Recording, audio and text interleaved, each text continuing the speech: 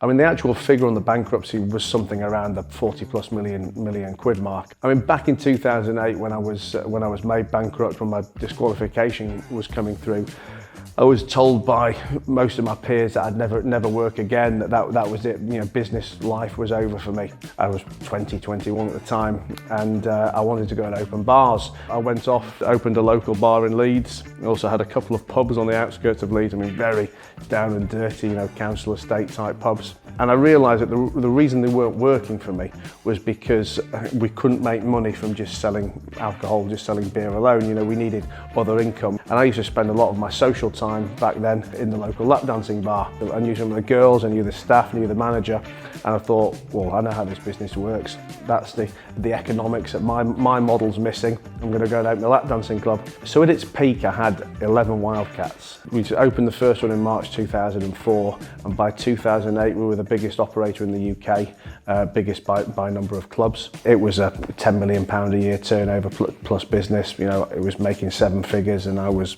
27 at the time, and loving life. I mean, during those years, I think I got as good at spending money as I did at making it. I mean, I've never really been a partier because I've always wanted to be up the next day to work. So yes, I'd like a drink, but I was never, you know, disappearing on 3-4 day benders. I had houses, cars, watches, you know, flash holidays. Used to entertain the mates, entertain the missus, and probably entertain too many missuses really. But you know, it was a good time. Whilst the business was a high turnover, profitable business, I'd built it on a massive debt really. You know, I'd had to borrow a lot of money to open the clubs, and as well as opening those clubs, I'd started to open a lot of other businesses at the time. I had retail stores, I had restaurants, I had pubs, I had a hotel, I had a property portfolio, but it was all built on borrowed money. I guess I naively thought it would never end. You know, we'd always be able to keep borrowing money, we'd always be able to keep opening units. But in 2008, when the credit crunch started to happen, my lenders stopped lending. I think I got the first letter through the post, if you like, in probably August 2008 from one of my lenders calling in the loans. There was no way to get out of this mess, and I effectively waved the white flag. The businesses got put into administration. I got made personally bankrupt, and in the space of, I mean, this probably happened over 4 to 8 weeks, from being riding high with a 999 credit rating and everything being tickety-boo to businesses in administration, lost a lot, woke up bankrupt. When I first started work again after the bankruptcy, I started working as a finance broker. I mean, over the previous few years, I'd borrowed all this money to build the clubs, and I'd learned how to borrow money. I'd found a lot of lenders who people just wouldn't know existed, because I mean, we weren't really borrowing off the likes of HSBC and Barclays. You know, we were borrowing off lots and lots of niche lenders who you'd never even know the names of. I had a good network back in Leeds, back in the Yorkshire area, so people would often come to me as the kind of go-to guy for, you know, a shortfall funding gap. And effectively, I just monetized that over the next few years. You know, I'd match lender with borrower and get paid a fee for doing so.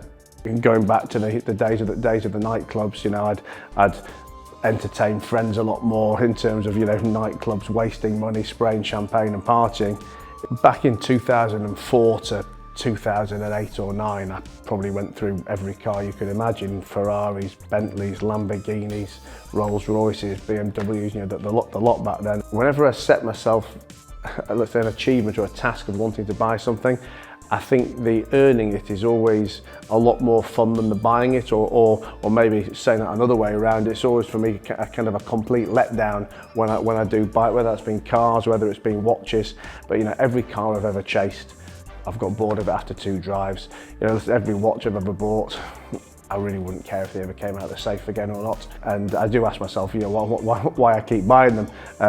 But I think, you know, ultimately, you know, once you've got past that level of comfort money, of security and stability, you know, the novelty of the other stuff wears off pretty quickly. I love to travel. You know, I live in Dubai. We've got a lovely house over there. We've got a boat there. Although, you know, whilst most people would look at my boat as a cost, I very much look at it as a marketing tool, an investor tool, and hopefully a profit centre. better. And I use it for everything from lending it to investors, to lending it to clients, to hosting weekly dinners on there. And every Thursday night back in Dubai, I bring 10 people on board for dinner, 5 people I'm looking to build a relationship with, and a plus one that they all bring. I mean, we must have done 20, 25 of these dinners now over the last year. You know, that's 200 plus people. You know, 1 or 2 of those deals have probably paid for it in itself. In terms of properties, I have 3 main properties. I have the house, well, the apartment that we live in Dubai.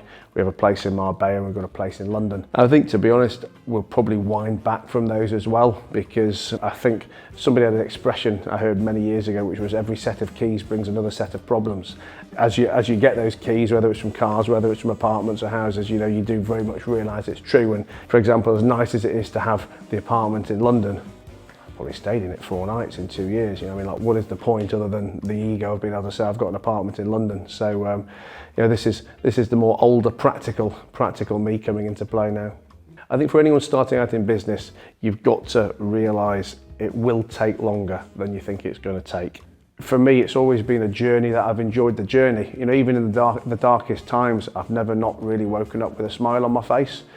Maybe that's because I'm crazy, or maybe it's because, you know, doing the business has been more important than making the money at the end goal, and the money was a byproduct of running the businesses. But I think I've always pretty much enjoyed what I've done. Yes, there's been a lot of problems along the way, but I think whatever career you're in, there's going to be problems, and that's why I guess it's so important to have other interests or other whys, you know, other reasons to do something from just the money alone. Because I think if all you chase is the money, then you're never going to be happy, which is probably why the cars never really interested me much when I had them, or why, you know, the watches live in the safe, because ultimately they can only make you smile for so long, and the more you get, it's like almost like the law of diminishing returns. That, you know, that first Ferrari might have made me smile for a week, the second for 5 days, the third for a day.